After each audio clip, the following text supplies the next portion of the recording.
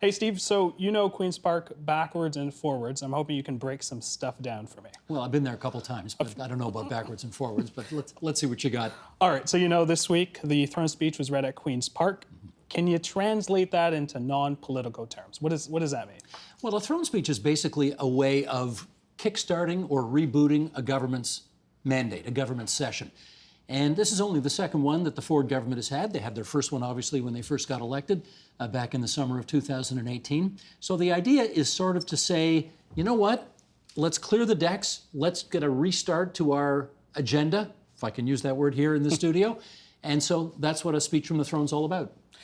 You said it's their second one in more than 3 years. Is that unusual? It is unusual, yeah. Governments usually like to kind of update their mandates more often as they go along.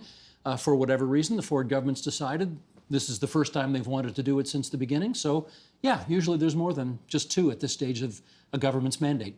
A lot of people don't get a chance to see a throne speech in person. Why is it called a throne speech? Is there a throne involved? Well, not necessarily here, but there was back in the mother of all parliaments. You got to remember, we're the British parliamentary system, and in the United Kingdom, the Queen, Queen Elizabeth II, reads the speech from the throne. And of course, she being the Queen, she does sit on a throne when she gives the speech from the throne. In the junior countries, if I can put it that way, the Queen's representative gives the speech from the throne. So, of course, in Ottawa, it's the Governor General. In all the provinces, it's the Lieutenant Governor. And so the Queen's representative, Elizabeth Dowdeswell, gives what's still called the speech from the throne, even though she's really just sitting in the Speaker's chair. And I do want to make sure I got this right. It's not Elizabeth Dowdeswell's script. This is from the government. That is exactly right. And it's a good thing to remember, because we would not want people watching the speech from the throne thinking, why is the Lieutenant Governor being, so partisan in what she is advocating? Well, she's not. The government writes the speech, the Lieutenant Governor delivers the speech. Now, she may have, the odd suggestion that goes in there to make sure that it's in her voice. But the fact is, she is reading the speech on behalf of the government as the government outlines its aspirations for the coming term. Underwhelming, uninspiring is sort of the words that have been sort of thrown out to describe this year's throne speech. Is this more a policy statement or a political statement? Well, it depends who you are. If you're the government of the day, and I don't know how many of these things I've seen, but probably dozens of them, you can almost write the script ahead of time, right? The government is going to speak in lofty, aspirational tone. They're not necessarily going to be very specific about what they intend to do and when they intend to do it by. The opposition, conversely, you can write their script ahead of time as well. They will say, not specific enough, no targets, no deadlines, no nothing, what a waste of time. They were saying it back when I was covering Bill Davis's throne speeches almost 40 years ago, and they're saying it again today. But that's what it is. It is theater of politics, right? The idea is just to get the aspirations and the ideas out there, and then presumably it's a bit of a roadmap for what you intend to do during the rest of the session. You talked about theater. There's some etiquette that's involved in theater, and some interesting stuff that you wrote about earlier this week about how this throne speech was quite different from 2018. How so? It was very different in as much as, and can I put it this way, in as much as the government members who attended behaved. People may not remember this, but 3+ years ago, when the government brought in its first throne speech, the Ford government thought it got elected to come in and be as disruptive as possible to the status quo politically as it related to everything.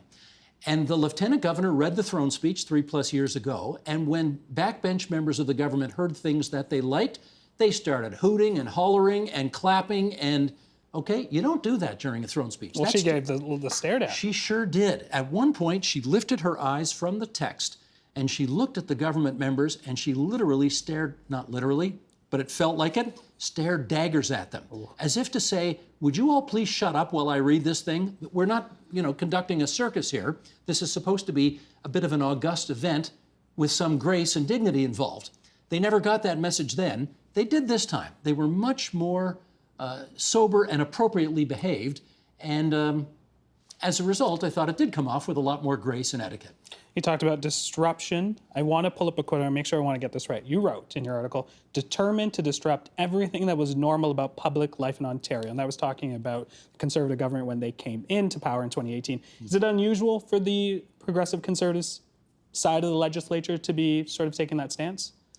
Well, if you compare this incarnation of the Progressive Conservative Party under Doug Ford to previous ones, say Mike Harris, going back before that, Frank Miller, going back before that, Bill Davis, John Robarts, Leslie Frost, doesn't matter how far back you want to go. Yes, this group of progressive conservatives believes it got elected to be disruptive to the status quo, and with very much a populist tinge to it all. But I think one of the most interesting stories that has developed over the last 3 years is the fact that whatever it was that Doug Ford wanted to be when he came into office, he's changed. He's taken advice from people who have told him, you know what, that whole circus routine you were doing 3 years ago wasn't really working. And you became very unpopular very quickly. And if you want to get reelected, you might want to start acting in a more normal fashion. And the Ford government, you could say to its credit, has done that. Now, we'll find out next June whether or not the public signs off on it, but clearly they have decided to act in a more normal fashion the closer we get to the next election. Very interesting stuff, and maybe a topic for next time. Thank you so much. We shall see. Good to see you, JN. This is kind of neat, this little I like it. casual, informal chit-chat we have here.